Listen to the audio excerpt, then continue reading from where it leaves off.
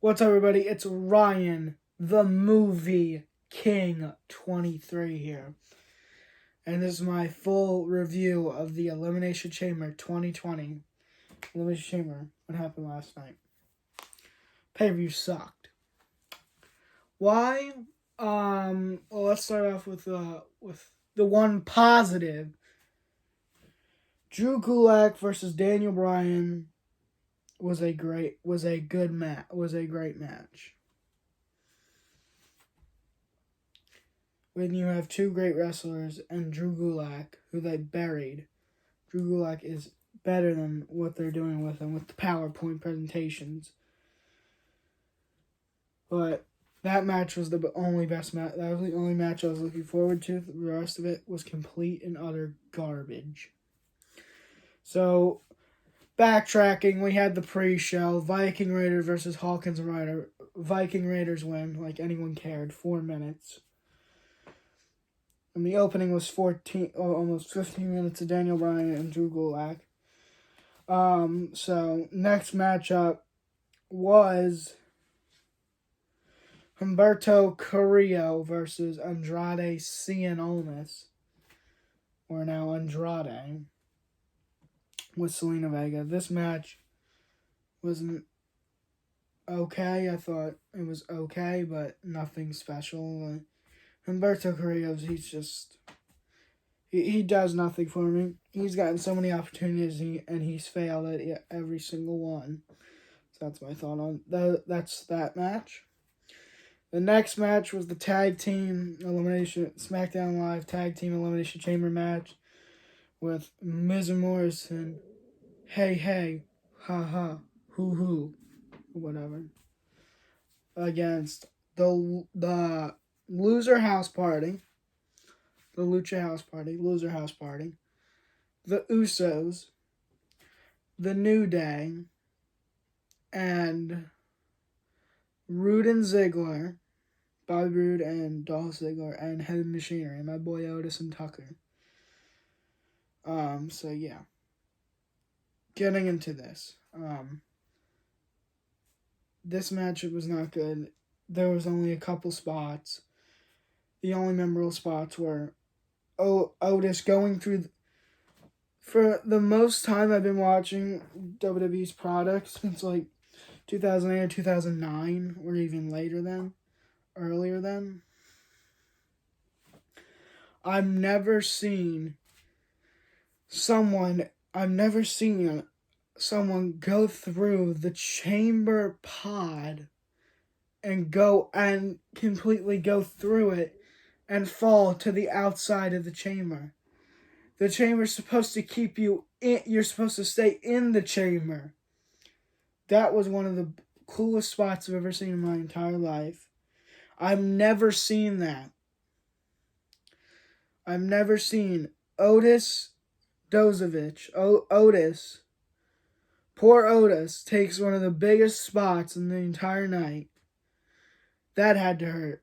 The Lexan pod, so that Lexan glass completely flew off into the announce table, and Otis went flying, and he was out, and then Heavy Machinery would be eliminated. So the order of elimination, Lucha House Party went out, then Heavy Machinery, then Bobby Roode and Dolph Ziggler. Then we had the New Day go out, and then the Usos were eliminated, and Miz and fricking Morrison are still your SmackDown Tag Champions. And a boring match. The only spots was that. Grand Metalik and Lindsay Dorado flying like he's Spider-Man, upside down, going down on the pop from the top of the chamber. And then the other one was a cartwheel by Tucker from the top of the pod. And then that was it. That was it. Then next up we have... Well, also, I don't know what they're doing. Miz and Morrison are going to do for WrestleMania. I doubt anyone picked Miz and Morrison to retain. I didn't watch anyone else's predictions. Except for, like, JD, but that's it. So yeah. Miz and Morrison are still tag champs. Next up was no disqualifications match. Aleister Black versus AJ Styles. Now this match was boring. And I hate saying that because it's AJ Styles and Aleister Black in the same ring. I hate saying that. I can't even believe that I had to say that. I mean, it's Aleister Black and AJ Styles had a boring match. And the only surprise we got in this entire freaking god-awful waste of time pay-per-view, the Undertaker came out of nowhere. AJ and the OC, Giles and Anderson were out there the entire match. We're beating down Aleister Black. AJ was on the apron going for a phenomenal forearm. If you saw my post last night, you saw the lights went out before he did it.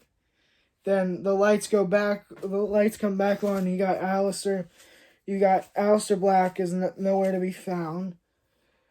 Must be crawled outside the ring or something. You see Luke Gallows and Carl Anderson on their knees begging for no chokeslam.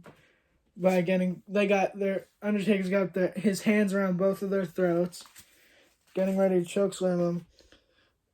Tosses them to the side. AJ goes for a phenomenal forearm. Undertaker catches him, and Undertaker chokeslams AJ Styles.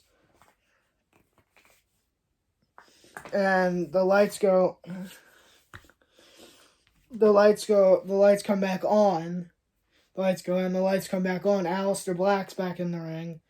Black mask, 1, 2, 3. Undertaker screws AJ Styles out of this match. And yeah. So, next up. But the match is boring. And next up, we have the Raw Tag Team Championship match. We have the Street Profits defending against the Ministry, Rollins and Buddy Murphy. Or now he's called Murphy. This match was boring as well. Street Profits retained. Kevin Owens came out and threw popcorn. The funniest thing was Kevin Owens just sitting there coming through the crowd, eating popcorn. Came and sat on the Spanish announce table, eating popcorn, threw it at Seth Rollins. Seth Rollins gets charged by Angelo Dawkins. Gets speared into the barricade. Pretty sure it was Angelo Dawkins. And that was it. Then Buddy Murphy gets beat up and gets the pin. They retain the titles thanks to Kevin Owens with a big assist. And Owens gets in the ring. Rollins is yelling at Murphy, and then a stunner to Rollins, and then that's it. And then Kevin Owens pours popcorn on Buddy Murphy. So that was it for that. And then the second to last match before the women's main event, which was god awful. I'll get into that. It was a 3-on-1 handicap match for the Intercontinental Championship. Braun Strowman versus Sami Zayn, Shinsuke Nakamura, and Cesaro. Braun Strowman loses the Intercontinental Championship. What a freaking loser. Oh my god. What a loser. What a loser. His first title offense, he freaking loses. Just like he squanders every title opportunity he gets. He's a loser. That was it. And Sami Zayn pins him. And Sami Zayn, yes, Sami Zayn is the Intercontinental Champion. Now, I was happy for him because Sami Zayn's the Intercontinental Champion, not Shinsuke and Cesaro. whoever got the pin, I guess, became champion. Sami Zayn has finally won his first title in 5 freaking years. It's about time, WWE. I mean, come on, you couldn't give him the title when he debuted in 2016? No. He's been, oh my god. The fact that Sami Zayn has gotten his first title in the year 2020, and he's been on the roster since 2016 is ridiculous. It doesn't count with that Cena Open Challenge match in 2015 where he went against Cena. I don't remember that episode of Raw in 2015. That doesn't count, though. His real run started in 2016. It took him long enough, so yeah, that's it. Sami Zayn is the new Intercontinental Champion. Got under the skin of Braun Strowman. Good, Braun Strowman's a loser. So, next up is the main event. And this was god-awful. One of the worst chamber matches I've ever seen in my existence, my entire life. Watching professional wrestling. We have Shayna Baszler, Liv Morgan, Ruby Riott, Sarah Logan, all 3 members of the former Riott Squad. You got Natalya, and then you have Asuka. Can you say burial? Shayna Baszler comes in. She's released from her pods. We have Natalya, Sarah Logan, and Ruby Riott in there. It was really boring. Good God. The same 3 people. I mean, not the same. The same 3. The only 3 people in there. It took 60 seconds. I'm pretty sure 60 seconds for Sarah Logan to just tap out. Tap out. Ruby Riott, same thing, tap out, 60 seconds. Natalya, 1 minute, tap out. Liv Morgan, tap out. Tap out. I want it, Liv Morgan, tap out. She holds her by the ropes in front of Asuka's pod. It's down to Asuka and Shayna Baszler are the final 2. I was being biased and wanted Liv Morgan because I have a crush on Liv Morgan. Whatever.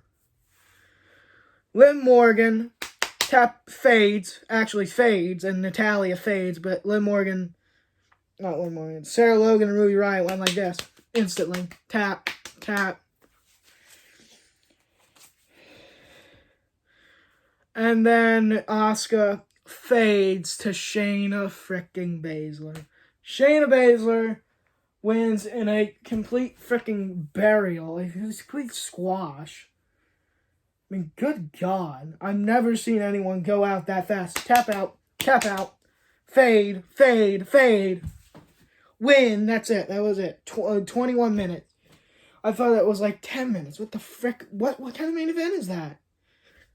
And the only thing you give us is the Undertaker, which we all know was going to happen. No returns. The Undertaker. Ooh. We all knew that was going to happen, WWE. Vince. So that's my 13-minute review of this god-awful pay-per-view. Drew Gulak, Daniel Bryan, the only match you need. If you want to go back and rewatch Daniel Bryan, I suggest you go back and watch Daniel Bryan and Drew Gulak. Nothing else. Nothing else, nothing less. So that's my review for the Elimination Chamber 2020 Elimination Chamber. And we only have 4 weeks of build for freaking WrestleMania. 28 days in counting for Wrestle freaking Mania. And this company doesn't know what the frick they're doing. They only have 5 matches announced, and they got 4 weeks of build. 4 weeks, and now, but the countdown said 28 days they have for this. And I have no faith in WWE. So yeah, that's it, guys. That's my review of the god-awful Elimination Chamber for the year 2020.